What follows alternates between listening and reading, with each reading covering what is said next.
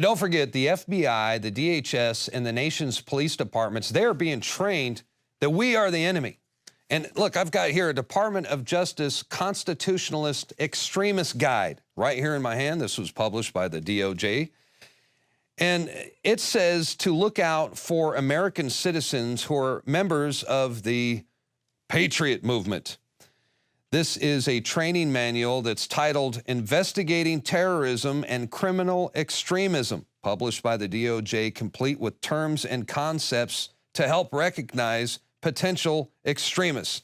And I'm going to read some of their bullet points, and you're not going to believe this. This is what they consider to be extremist speech.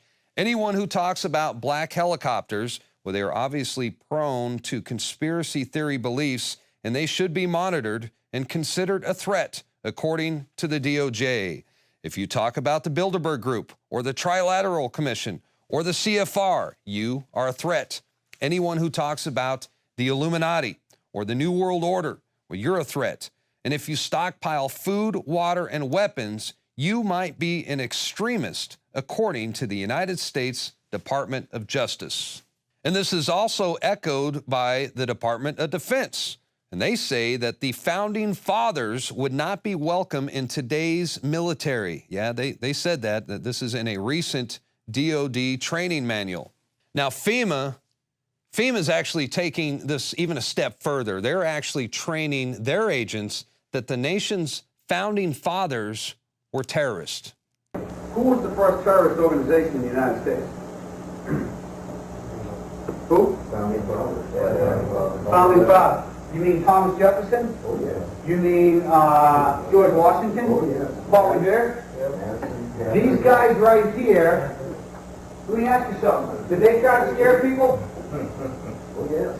They tried to intimidate the British. Did they use acts of violence? Your founding fathers, my founding fathers, were involved in acts of terrorism against British officials. Meanwhile, the militarized police force in this country, well, they're starting to buy into all this.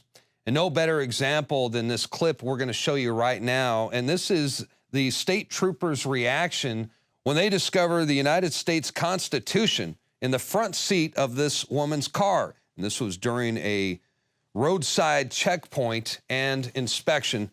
Let's check it out. Step out of the car for me. Step out of the car for me. You are physically forcing me Step out of the car. No, sir, don't you touch any of my personal belongings in this car. You're right, I've recorded this conversation. That's assault. Yes, I did. Resisting arrest. It is not assault. I'll get the car. You wouldn't believe all the paraphernalia in here. I mean, look at this clipboard right here. Check me out. Comment upon voluntary nature of Social Security. It's a whole riot act on why you don't have to have a Social Security card to pay in the Social Security. She's just anti-government, is Yeah. She apparently belongs to some kind of a clan or something. militant group. Yeah, it's Dixieland Law Journal, Constitution Society. I mean, all kind of compulsory production of documents. And while the nation's police departments begin to act like an occupying force in this country, the UN wants to give us a very special Christmas present this year, as the UN's Arms Trade Treaty, well, it's set to go in effect on December 24th. On its official website, the United Nations Office for Disarmament Affairs, yeah, you like the sound of that, well, they announced that the UN's Arms Trade Treaty will enter into force on 24 December 2014. Now, here are some of the provisions. Article 2 says that the right to own, buy, sell, trade, or transfer all means of arms resistance, including handguns, will be denied to civilians. Yeah, I dare you to try that in Texas. Come and take it. Article 3 says that you can't have any ammo. And Article 4 says even components of weapons will be denied to civilians. Look, I don't know what else to tell you other than the fact that this is the systematic destruction of our Bill of Rights.